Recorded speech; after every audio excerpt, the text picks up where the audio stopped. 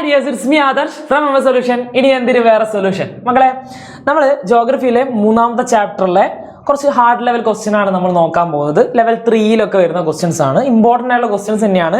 പക്ഷേ ഇത് നമുക്ക് കുറച്ചുകൂടി നമ്മൾ കുറച്ചുകൂടി വായിച്ചാൽ കുറച്ച് ഡീപ്പായിട്ട് ഇറങ്ങിയാൽ മാത്രമേ നമുക്ക് എന്ത് ചെയ്യാൻ പറ്റൂ, ഈ ഒരു ആൻസർ നമുക്ക് കറക്റ്റായിട്ട് ചെയ്യാൻ പറ്റും. ഈ ആൻസർ ചെയ്യാൻ പറ്റൂ എന്നുള്ളതല്ല, അത് കറക്റ്റായിട്ട് വളരെ വിശദമായിട്ട് ചെയ്യാൻ പറ്റണമെങ്കിൽ നമ്മൾ എന്ത് ചെയ്യണം, നമ്മൾ വളരെ ഡീപ്പായിട്ട് അത് പഠിക്കേണ്ടി വരും, നല്ല ആഴത്ത് പഠിക്കേണ്ടി വരും.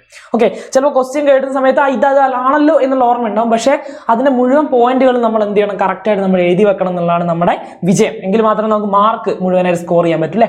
ഓക്കെ, നമുക്ക് എന്ത് ചെയ്യാം, നമുക്ക് ഓരോ ക്വസ്റ്റ്യൻ ആയിട്ട് നോക്കി പോവാം.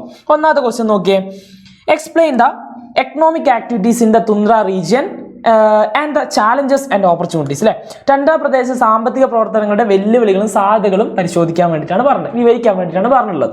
അപ്പോൾ എന്താ ചെയ്യേണ്ടത്, അപ്പോൾ ടണ്ട്ര പ്രദേശം എങ്ങനെയാണ് എന്നുള്ള ആദ്യം നമ്മൾ എഴുതണം. അല്ലെ, ടണ്ട്ര റീജിയൻ എങ്ങനെയാണ് എന്നുള്ള കാര്യം ആദ്യം എഴുതണം. അതിൻ്റെ പ്രശ്നങ്ങൾ എന്തൊക്കെയാണ്, അല്ലെങ്കിൽ കാലാവസ്ഥാപരമായി ക്ലൈമറ്റ് എന്തൊക്കെയാണ് അവിടെ ഉള്ളത്, അവിടെ എങ്ങനെയാണ് ഒരാൾക്ക് സ്ട്രഗിൾ ചെയ്ത് സർവൈവ് ചെയ്യാൻ പറ്റുക എന്നുള്ള കാര്യങ്ങളൊക്കെ നമ്മളവിടെ മെൻഷൻ ചെയ്ത് എഴുതിയിരിക്കണം. അല്ലേ, അപ്പോൾ എങ്ങനെ എഴുതും, ആദ്യം നമ്മൾ എഴുതേണ്ടത് വെച്ചാൽ അവിടെ ഭയങ്കരമായിട്ട് പാരിസ്ഥിതികമായ സാഹചര്യങ്ങൾ, കഠിനമായിട്ടുള്ള പാരിസ്ഥിതിക സാഹചര്യങ്ങളാണുള്ളത്. അല്ലെ, എന്താ പറയാ, അവിടെ significant challenges in economic development due to it is harsh എൻവയോൺമെന്റൽ കണ്ടീഷൻ. അവിടുത്തെ എൻവയോൺമെന്റൽ കണ്ടീഷൻ, പാരിസ്ഥിതികപരമായിട്ടുള്ള രീതികൾ എന്താണ്, വളരെ കടുപ്പമുള്ളതാണ് എന്നുള്ളതാണ് ഒന്നാമത്തെ കാര്യം. കാരണം എന്താ, കാലാവസ്ഥ പ്രശ്നമാണ്, നല്ല തണുപ്പാണ്, മഞ്ഞുറഞ്ഞു കിടക്കുന്ന സ്ഥലമാണ്. അവിടെ അത്ര നല്ല നമ്മളെ പോലെ ഇങ്ങനെയൊക്കെ നടന്ന് സാധാരണ പോലെയൊക്കെ നമുക്ക് ജീവിക്കാൻ പറ്റുമോ, ഇല്ല. അതിനെ സർവൈവ് ചെയ്യാൻ വേണ്ടിയിട്ടുള്ള കാര്യങ്ങളൊക്കെ അവർക്ക് വേണ്ടി വരും. അത് ഒന്നാമത്തെ പ്രശ്നം തന്നെയാണ്. പിന്നെ എന്താണ്, extended winter season, limited vegetation and frozen ground create substantial obstacles for traditional activities like agriculture, life stock rearing.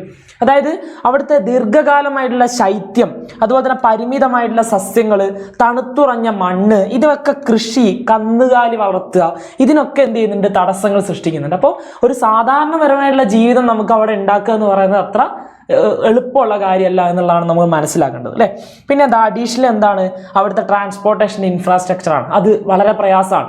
കാരണം അവിടെ മഞ്ഞിങ്ങനെ മൂടിക്കിടക്കുന്നതുകൊണ്ട് വലിയ രീതിയിലുള്ള കുന്നുകൾ, മൗണ്ടൻസ് ഒക്കെ ഉള്ളത് കൊണ്ട് തന്നെ, മഞ്ഞ് മൂടിയിട്ടുള്ള മൗണ്ടൻസ് ഒക്കെ ഉള്ളത് കൊണ്ട് തന്നെ ഈ ട്രാൻസ്പോർട്ടേഷൻ അത്ര എളുപ്പമുള്ള കാര്യമല്ല. പിന്നെ അവിടെ എങ്ങനെയാണ്, സ്ലഡ്ജ് ഒക്കെ ഉപയോഗിച്ചിട്ടാണ്. സ്ലഡ്ജ് എന്ന് പറഞ്ഞാൽ കുറുക്കം നമ്മുടെ ഡോഗ്സിനൊക്കെ യൂസ് ചെയ്തുകൊണ്ടാണ് അവർ എന്ത് ചെയ്യുന്നത്, അവർ ട്രാൻസ്പോർട്ടേഷൻ നടത്തുന്നത്. നമ്മുടെ ടെക്സ്റ്റ് ബുക്കിൽ നമ്മൾ കണ്ടതാണ്. അപ്പം അങ്ങനെയാണ് അവർ ട്രാൻസ്പോർട്ടേഷൻ നടത്തുന്നത്. അപ്പം അങ്ങനെയുള്ള ട്രാൻസ്പോർട്ടേഷൻ എന്തുണ്ട്, അല്ലെങ്കിൽ ഗതാഗത സൗകര്യങ്ങൾക്ക് എന്തുണ്ട്, വലിയ പരിമിതികൾ ഇവിടെ നേരിടുന്നുണ്ട് എന്നുള്ളത് പ്രശ്നമാണ്. അതുപോലെ തന്നെ അവർ മറ്റ് സ്ഥലങ്ങളിലേക്ക് കണക്ട് ചെയ്യും. ഇപ്പോൾ നമ്മളിപ്പോൾ ഇവിടുന്ന് ഒരു മറ്റു സ്ഥലങ്ങളിലേക്ക് പോകാൻ നമുക്ക് എളുപ്പമാണ്, നമുക്ക് ട്രെയിൻ ഉണ്ട്, ബസ് ഉണ്ട്, അല്ലേ, അങ്ങനെയുള്ള പല കാര്യങ്ങളും, നമ്മൾ സൗകര്യങ്ങളുണ്ട്. പക്ഷേ അവിടുന്ന് മറ്റൊരു സ്ഥലത്തേക്ക് പോകുക എന്ന് പറയുന്നത് എന്താണ്, വളരെ പ്രയാസമുള്ള കാര്യമാണ്. പക്ഷേ എന്നാൽ പോലും ഇങ്ങനത്തെ വെല്ലുവിളികൾ, ചാലഞ്ചസ് ഉള്ള സമയത്ത് പോലും അവിടെ പല രീതിയിലുള്ള സാമ്പത്തിക പ്രവർത്തനങ്ങൾ, എക്കണോമിക് ആക്ടിവിറ്റീസ് അവിടെ നടക്കുന്നുണ്ട് എന്നുള്ളതാണ് പറഞ്ഞു വരുന്നത്. അല്ലേ, അതാണ് നമ്മുടെ ചോദ്യം. അപ്പോൾ ഏതൊക്കെ എക്കണോമിക് ആക്ടിവിറ്റീസ് ആണ് അവിടെ നടക്കുന്നത് വെച്ചാൽ ആദ്യം എഴുതേണ്ട കാര്യം എന്താ, അവിടുത്തെ മിനറൽസ് ആണ്, ധാതുവാണ്. അല്ലേ, അപ്പോൾ മിനറൽസ് ഇൻഡസ്ട്രി ഈ തുന്ദ്ര റീജിയനിൽ നല്ല രീതിയിൽ നടക്കുന്നുണ്ട്. ഇപ്പോൾ ലോങ്ങിയർ ബെന്നിലെ ഒരു ട്രാവൽ നോട്ട് നമ്മൾ പഠിച്ചിട്ടുണ്ടായിരുന്നു ടെക്സ്റ്റ് ബുക്കിൽ. അവിടെ അയാൾ പറഞ്ഞു വെക്കുന്നത് പറഞ്ഞാൽ അതൊരു ഖനന നഗരമാണ് എന്ന് പറഞ്ഞു വെക്കുന്നുണ്ട്. അല്ലേ, ഒരു മൈനിങ് സിറ്റി ആണ് എന്ന് പറഞ്ഞു വെക്കുന്നുണ്ട്. കാരണം അതിനെ അനുബന്ധിച്ചാണ്, അത് സെൻറ്റർ ആക്കിക്കൊണ്ടാണ് എന്ത് ചെയ്യുന്ന ആളുകൾ അവിടെ വന്ന് ചേരുന്നുണ്ടായിരുന്നത്. അല്ലേ, അപ്പോൾ അതുപോലെ ഇപ്പം ടണ്ട്ര റീജിയൻ നോക്കുകയാണെങ്കിൽ അവിടുത്തെ ഒരു പ്രധാനപ്പെട്ട സാമ്പത്തിക പ്രവർത്തനം എന്ന് പറയുന്നത് എന്താണ്, ഈ പറഞ്ഞ മൈനിങ് ആക്ടിവിറ്റി ആണ് എന്നുള്ള കാര്യം മനസ്സിലാക്കുക. ഓക്കെ, അത് ഒരു നല്ല രീതിയിൽ സാമ്പത്തിക പ്രവർത്തനമായിട്ട്, കൊമേഴ്ഷ്യലായിട്ട് അവർ ഉയരാൻ വേണ്ടിയിട്ടുള്ള കാരണമാകുന്നുണ്ട്. ഓക്കെ, അതുപോലെ തന്നെ ചില രീതിയിലുള്ള കൃഷികൾ എന്ത് ചെയ്യുന്നുണ്ട്, അവിടെ അവർ ചെയ്യുന്നുണ്ട്. വേനൽക്കാലാകുന്ന സമയത്ത്, ചെറിയ വേനൽക്കാലാണ്, ഹ്രസ്യമാണ്, വളരെ ഷോർട്ടാണ്. എന്നാൽ പോലും ആ സമയത്ത് ചെറിയ ചെറിയ കൃഷികൾ അവർ ചെയ്യുന്നുണ്ട്, വലിയ രീതിയിലൊന്നല്ല. എന്നാൽ മറ്റൊരു പ്രധാനപ്പെട്ട കാര്യം എന്ന് പറഞ്ഞാൽ അവർ കൊമേഴ്ഷ്യലായിട്ട് എന്ത് ചെയ്യുന്നുണ്ട്, മൃഗങ്ങളെ വളർത്തിക്കൊണ്ട് അവരുടെ രോമങ്ങൾ എടുത്തുകൊണ്ട് എന്ത് ചെയ്യുന്നുണ്ട്, ക്ലോത്ത് ഒക്കെ ഉണ്ടാക്കാൻ വേണ്ടി, നമ്മുടെ തുണി, എന്താ പറയുക, വസ്ത്രങ്ങളൊക്കെ ഉണ്ടാക്കാൻ വേണ്ടി, ഡ്രസ്സൊക്കെ ഉണ്ടാക്കാൻ വേണ്ടിയിട്ട് അവർ ശ്രമിക്കുന്നുണ്ട്. അതൊരു പ്രധാനപ്പെട്ട ഒരു ഫൗണ്ടേഷൻ, അല്ലെങ്കിൽ ഒരു പ്രധാനപ്പെട്ട കൊമേഴ്ഷ്യൽ ആയിട്ടുള്ള ഒരു കാര്യമായിട്ട് അവർ മാറുന്നുണ്ട്. ഇപ്പോൾ ഉദാഹരണമായിട്ട് നോർവേ, കാനഡ, അലാസ്ക, ഈ രാജ്യങ്ങളൊക്കെയാണ് അത് ചെയ്യുന്നത്. കൂടുതലും രോമങ്ങൾ ഉപയോഗിച്ചുകൊണ്ട്, അതായത് കൊമേഴ്ഷ്യലായിട്ട് അവർ ആർട്ടിക്കുറുക്കനെ പോലെയുള്ള സാധനങ്ങൾ, റെയിൻഡീറിനെ പോലെയുള്ള സാധനങ്ങൾ, ഈ മൃഗങ്ങളൊക്കെ പോറ്റിക്കൊണ്ട് അവർ വളർത്തിക്കൊണ്ട് എന്ത് ചെയ്യുന്നുണ്ട്, അവർ പ്രവർത്തനങ്ങൾ ചെയ്യുന്നുണ്ട്, സാമ്പത്തികമായി പ്രവർത്തനം ചെയ്യുന്നുണ്ട്. പിന്നെ ഏറ്റവും പ്രധാനമായിട്ടൊരു സാമ്പത്തിക പ്രവർത്തനം എന്ന് പറയുന്നത് അവിടുത്തെ ടൂറിസമാണ്. അപ്പോൾ ടൂറിസം ഉള്ളത് കൊണ്ട് എന്ത് ചെയ്യുന്നുണ്ട്, കുറേ അധികം അവരവിടെ ഏൺ ചെയ്യുന്നുണ്ട് എന്നുള്ളതാണ്. ആ രീതിയിൽ അവരെന്ത് ചെയ്യുന്നുണ്ട്, കുറേ കാര്യങ്ങൾ, വരുമാനം, ഇൻകം നേടുന്നുണ്ട് എന്നുള്ളത് നമ്മൾ നോക്കി വെക്കണം. അപ്പോൾ പല കാര്യങ്ങളാണ്. ഇപ്പോൾ നമ്മൾ പറഞ്ഞ നോർത്തേൺ ലൈറ്റ്സ്, പോളാർ ലൈറ്റ്സ്, ഇതൊക്കെ ഉണ്ടല്ലോ, നമ്മളിത് പഠിച്ചിട്ടുണ്ടായിരുന്നു അല്ലേ. അപ്പോൾ ഇതൊക്കെ എന്ത് ചെയ്യുന്നുണ്ട്, അവർ ടൂറിസ്റ്റുകളെ കൂടുതലായിട്ട് ആകർഷിക്കുന്നുണ്ട്. പിന്നെ അവിടുത്തെ ഒരു സാഹചര്യം, ഇപ്പോൾ നമുക്ക് അവിടെ സ്ഥിരമായിട്ട് താമസിക്കാൻ പറ്റില്ലെങ്കിലും ഒരു ദിവസമൊക്കെ പോയി കാണാൻ ചിലപ്പോൾ നമുക്ക് ആഗ്രഹമുള്ളൊരു സ്ഥലമായിരിക്കുമല്ലോ അല്ലേ.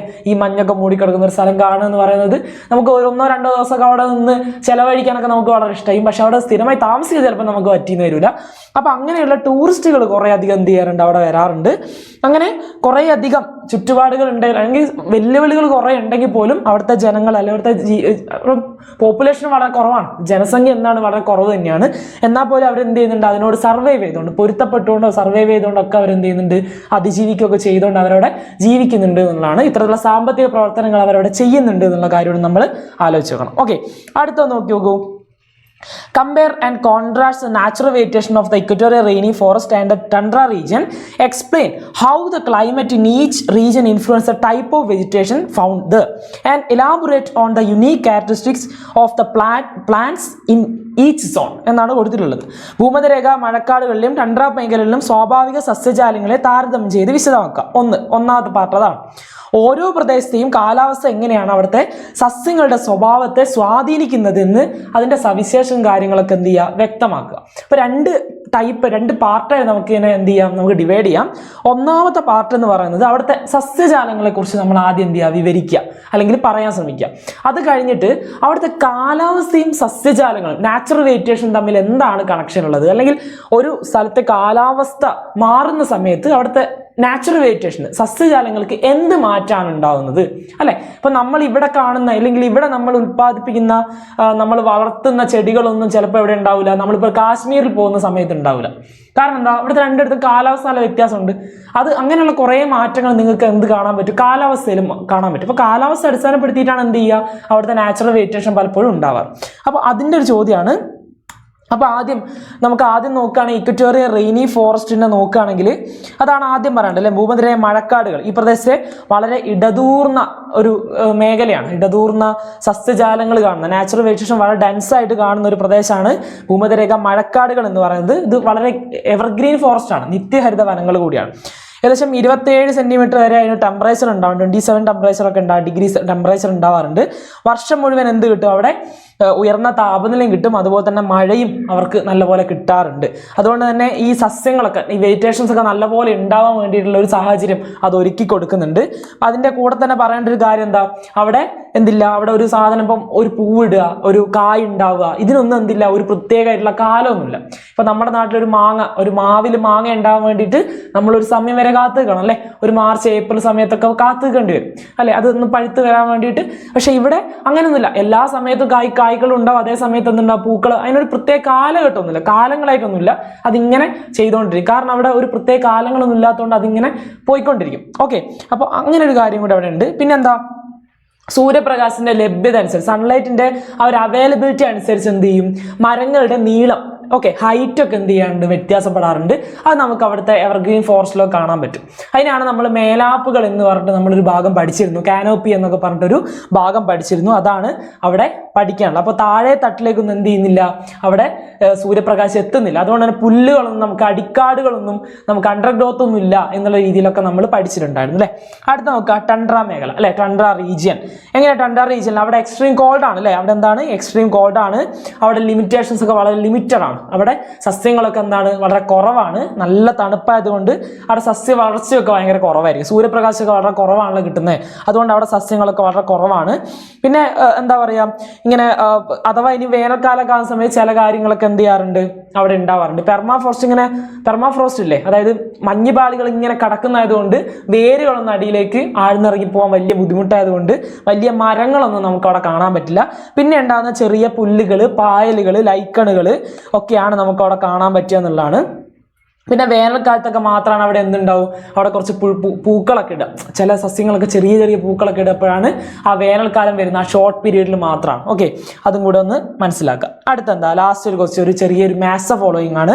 അതിലേക്ക് കൊടുത്തിരിക്കുന്ന ട്രൈബ്സ് ആണ് അല്ലേ, അതായത് നമ്മുടെ ടണ്ട്ര റീജിയനിലെ പ്രധാനപ്പെട്ട ട്രൈബ്സിനെയാണ് കൊടുത്തിട്ടുള്ളത്, അവരുടെ സ്ഥലവും കൊടുത്തിട്ടുണ്ട്. അപ്പോൾ ഇത് മാച്ച് ചെയ്യാൻ വേണ്ടിയിട്ടാണ് പറഞ്ഞത്. നിങ്ങൾ ടെക്സ്റ്റ് ബുക്കുകളുടെ സെയിം സാധനമാണ്. എസ്കിമോസ് കൊടുത്തിട്ടുണ്ട്, ലാബ്സ് കൊടുത്തിട്ടുണ്ട്, സ്മയോയിഡുകൾ കൊടുത്തിട്ടുണ്ട് അല്ലേ, സമോയിഡ് കൊടുത്തിട്ടുണ്ട്, യാക്കൂസ് കൊടുത്തിട്ടുണ്ട്, കൊടുത്തിട്ടുണ്ട്. ചുസ്കി, കൊറിയാക്സ്, ചുക്ചി അവരൊക്കെ കൊടുത്തിട്ടുണ്ട്. അവരുടെ സ്ഥലം കൃത്യമായിട്ട് എഴുതാൻ വേണ്ടിയിട്ടാണ് പറഞ്ഞത്. ഇതൊരു ഹാർഡ് ലെവൽ ക്വസ്റ്റ്യൻ എന്തുകൊണ്ടാവുന്നത് വെച്ചാൽ ഇത് നമ്മൾ അധികം കേൾക്കാത്ത പേരുകളാണ് അല്ലെ, അതുകൊണ്ട് നമുക്കൊരു ഹാർഡായിട്ട് മാറും. നമ്മൾ കുറച്ചുകൂടി ടൈം ഇതിൽ ഇൻവെസ്റ്റ് ചെയ്യേണ്ടി വരും.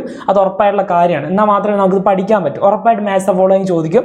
പിന്നെ ഒരു കാര്യം എന്താ വെച്ചാൽ അതിൻ്റെ രീതിയാണ്, ചോദിക്കുന്ന രീതിയാണ്. നമുക്ക് ആദ്യം മാത്സ് ദ ഫോളോയിങ് ഇങ്ങനെ ചെയ്താൽ മതിയായിരുന്നു അല്ലെ, അതിങ്ങനെ നിങ്ങൾക്ക് യോജിപ്പിച്ച് കൊടുത്താൽ മതിയായിരുന്നു. പക്ഷെ ഇപ്പം അങ്ങനെയല്ല. ഓൾറെഡി നിങ്ങൾക്ക് എന്ത് കിട്ടും? ഓപ്ഷൻ കിട്ടും. ഓപ്ഷൻ കിട്ടിക്കഴിഞ്ഞിട്ട് നിങ്ങൾ അതിൽ നിന്ന് എന്ത് ചെയ്യണം? നിങ്ങൾ അതിൽ നിന്ന് കണ്ടുപിടിക്കുകയാണ് വേണ്ടത്. ഓക്കെ, അപ്പോൾ അതും കൂടെ നിങ്ങൾ എന്ത് ചെയ്യുക? ഒന്ന് പഠിച്ചു വെക്കണം. എന്തായാലും പഠിച്ചു വെക്കണം. അതൊരു ഹാർഡ് ലെവൽ ആക്കിയതും അതുകൊണ്ട് തന്നെയാണ് കേട്ടോ. അപ്പോൾ അടിപൊളിയായിട്ട് പഠിക്കുക മക്കളെ. ഇത്രയും നമ്മുടെ ഹാർഡ് ക്വസ്റ്റ്യൻ ഇന്ന് പറയുന്നുള്ളൂ. ബാക്കി നമുക്ക് അടുത്ത വീഡിയോയിലൊക്കെ പറയാം. അപ്പോൾ അടുത്ത വീഡിയോയിൽ കാണുന്നവരേക്കും ബൈ.